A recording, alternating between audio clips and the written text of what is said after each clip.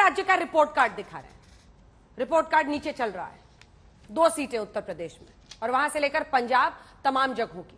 लेकिन मंत्री जी हैं राजस्थान में, वो कहते हैं कि वो प्रभु राम हैं क्योंकि वो यात्रा कर रहे हैं। और नाना पटोले, आप ही के महाराष्ट्र के सर प्रदेश अध्यक्ष, वो कह रहे हैं राहुल मेरा, राम मेरा। ये हिंदुत्व की नई पैकेजिंग करने की कोशिश है क्या राहुल गांधी की? इस बयान का क्या मकसद है? अंजना जी, प्रसादी लाल मीना जी ने जो एक बात कही वो महज एक संदर्भ दिया है।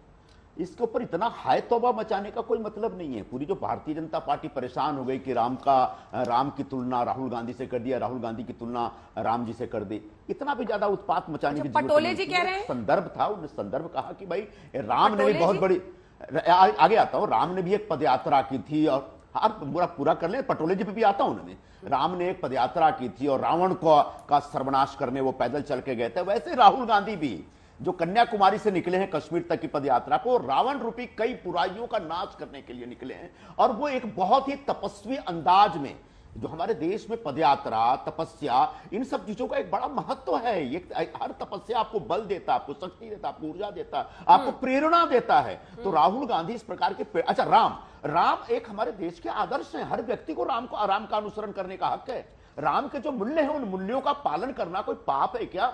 ये भारतीय जनता पार्टी का को राम जी के ऊपर क्या अपना कोई कॉपीराइट है क्या? बीजेपी के लोग रोज बोलते हैं मोदी विष्णु के अवतार है, मोदी राम के अवतार है, मोदी इसके अवतार है, तो वो चलेगा। और अगर किसी ने सिर्फ राम की पदयात्रा का संदर्भ दे दिया तो उसमें भारतीय जनता पार्टी ऐसे आग बबूला हुई है जैसे उनके हक का कोई चीज छीन लिया गया।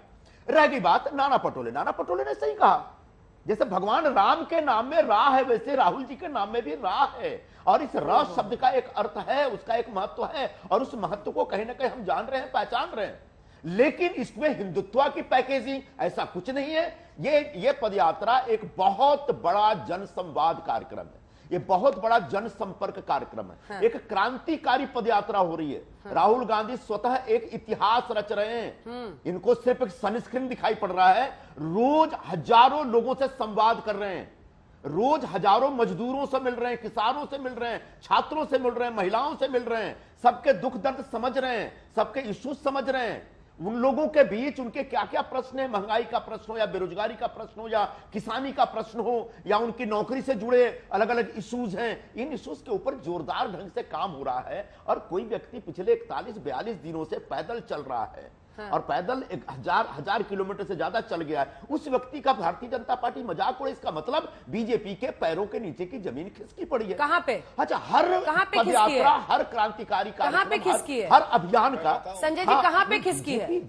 कहां पे? 2 राज्य तो बचे हैं आपके पास, न हिमाचल, न हिमाचल में कोई जा रहा है, ना सिर्फ प्रियंका जी अभी गई हैं, कोई गुजरात में जा नहीं रहा है प्रचार करने। क्यों ऐसा है? हथियार डाल दिए हैं क्या आम आदमी पार्टी के लिए? ऐसा है जी। एक तो सबसे पहली बात कि गुजरात में कोई प्रचार नहीं हो रहा। ये जो ढकोसला आप लोगों का है और आप लोगों ने जो इस प्रकार का एक दुष्प्रचार शुरू किया, उसको अपने पास रखिए। कल ही अशोक गहलोत थे, परसों भी अशोक गहलोत थे। घर घर पदयात्रा हो रही है, गांव गांव कांग्रेस के लोग घूम रहे। खुद नरेंद्र मोदी जी, प्रधानमंत्री जी, अपने द्रोण से जो नजर रखते हैं, उस द्रोण की नजर से उन्होंने बताया कि कांग्रेस इस बार बहुत ही लो की में कैंपेन कर रही है, घर घर जा रही है, जरा तुम सब सावधान हो जाओ। तो आम आदमी का पार्टी का प्रचार क्या चल रहा है? ये चार्टर्ड प्लेन से उतरते हैं बड़ौदा एयरपोर्ट पे, एयरपोर्ट से बाहर निकल के ऑटो से चले जाते हैं सभा में। अब इसको आप लोग हाईलाइट कर रहे हैं तो कर सकते हैं, लेकिन हमारा बहुत अच्छा कैंपेन चल रहा है। राहुल जी का हिमाचल प्रदेश में एआईसीसी की पूरी संजय जी इतना गुस्सा कर, अब रह गई बात, हाँ अब रह गई बात राहुल जी का, इतना गुस्सा कर गए हम तो राहुल जी का बस पूछ रहे थे कि राहुल जी क्यों नहीं, गुस्सा नहीं कर रहे हम सिर्फ, नहीं मैंने सिर्फ ये बोला कि भारतीय जनता पार्टी के पैरों के नीचे की जमीन खिस गई तो आग चढ़ गई मेरे पर। ये कहां पे? भारतीय जनता पार्टी इस पदयात्रा से घबराई हुई, क्योंकि आपने खुद बोला और पूरा बताइए ना सर, कहां पे जमीन खिसकी हुई? पहले मेरी बात तो हो जाने दो। जमीन कहां खिसकी है बताया नहीं आपने, कहां खिसकी है? मैं तो बता रहा हूं ना।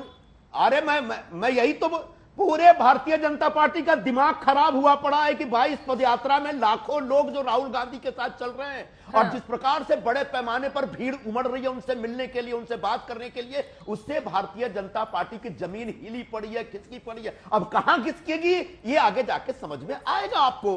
गुजरात में भी हो सकता है, हिमाचल में भी हो सकता है, कर्नाटक में भी हो सकता है, और भी कहीं हो सकता है। लेकिन सिर्फ चुनाव हमारा दृष्टिकोण नहीं है। जो पूरे देश में जो आर्थिक विषमता पैदा हुई है मोदी सरकार की वजह से, पूरे देश में जो सामाजिक ध्रुवीकरण हुआ है, पूरे देश में जो राजनीतिक एकाधिकार स्थापित कर दिया गया है मोदी सरकार की तरफ से, उन सबके खिलाफ एक विद्रोह हो रहा है, उन सबके खिलाफ एक ऐतिहासिक अभियान चल रहा है और इस अभियान का नतीजा बहुत बड़ा होगा। और इस बात को लेकर भारतीय जनता पार्टी आपके पैरों के नीचे की जमीन खिसकी हुई है। जोड़ो यात्रा के गौरव जी खिलाफ इसका जवाब इनका दीजिए, उसके बाद मैं कमेंट आता है। पैरों के नीचे की जमीन खिसकी हुई है आपकी। एक मिनट रोज सुबह से शुरू हो जाते हैं।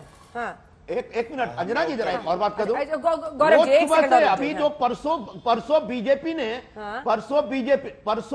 ने अपने ऑफिशियल हैंडल से राहुल गांधी के ऊपर एक वीडियो बनाकर रिलीज कर रहे हैं। ये क्या दिखाता है भाई? आप देश में सरकार चला रहे हैं तो अपोजिशन ने अगर कोई ठीक है, आपका ऑब्सेशन हो गया है गौरव जी, तरीके से उसका जवाब दीजिए। राहुल गांधी से आप लोगों का ऑब्सेशन हो गया है। अब आप जो मजाक उड़ा रहे हैं, ये कहीं ना कहीं आप डरे हुए